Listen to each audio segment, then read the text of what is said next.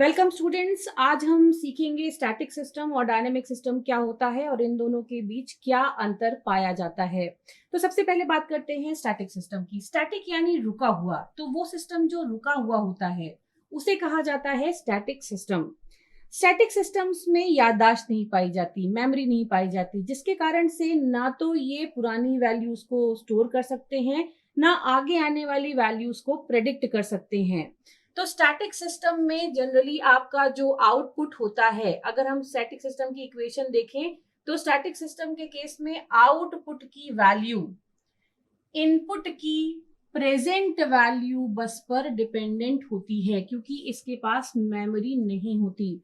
तो जो कुछ भी इनपुट पर आएगा, प्रेजेंट वैल्यू जो कुछ भी इनपुट की होगी, वो मॉडिफाई होकर प्रोसेस होकर के हमें आउटपुट पर मिलने लगेगी। तो स्टैटिक सिस्टम्स में output is dependent upon present input only.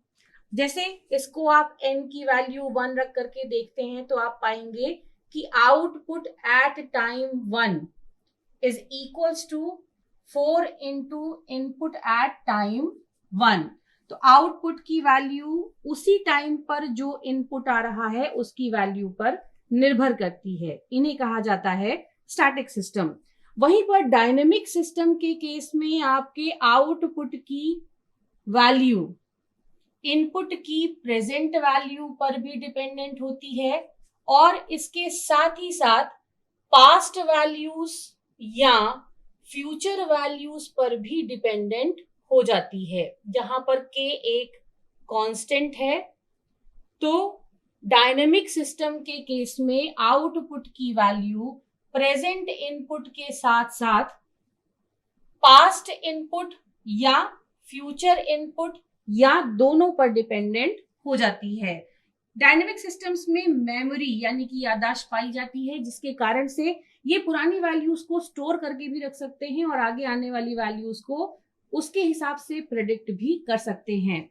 जैसे अगर आपको किसी सिस्टम की इक्वेशन दी गई है yn is equals to 3xn plus 7xn minus 1, तो ये सिस्टम इक्वेशन बता रही है एक डायनेमिक सिस्टम को, क्योंकि इसमें आउटपुट की वैल्यू प्रेजेंट इनपुट के साथ साथ पास्ट इनपुट पर भी निर्भर कर रही है।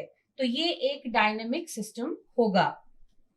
अब सपोज आपको सिस्टम की इक्वेशन दी गई है yn is equals to this complete equation.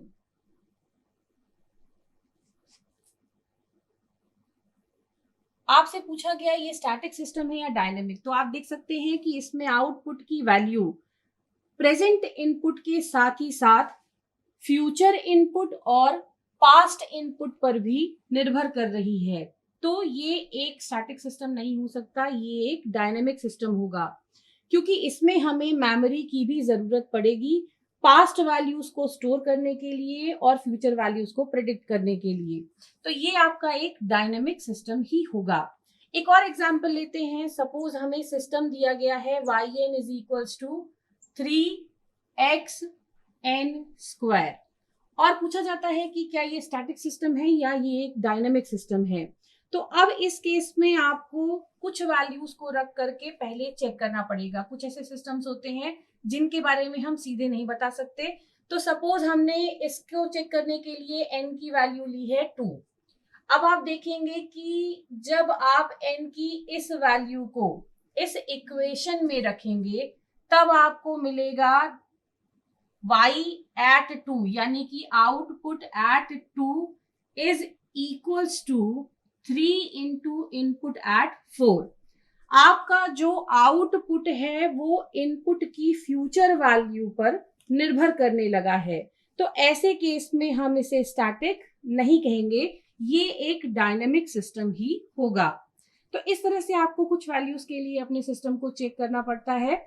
अब अगर डिजाइनिंग का पार्ट बात करें तो स्टैटिक सिस्टम में चूंकि मेमोरी नहीं पाई जाती, तो स्टैटिक सिस्टम्स को बनाने के लिए हम इंडक्टर और कैपेसिटर को अपने सर्किट में नहीं लगाते, क्योंकि इंडक्टर और कैपेसिटर मेमोरी डिवाइसेस की तरह काम करते हैं।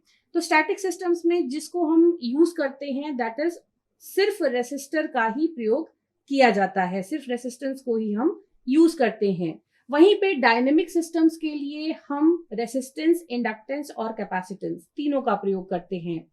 तो ये था स्टैटिक और डायनेमिक सिस्टम का डेफिनेशन और क्लासिफिकेशन।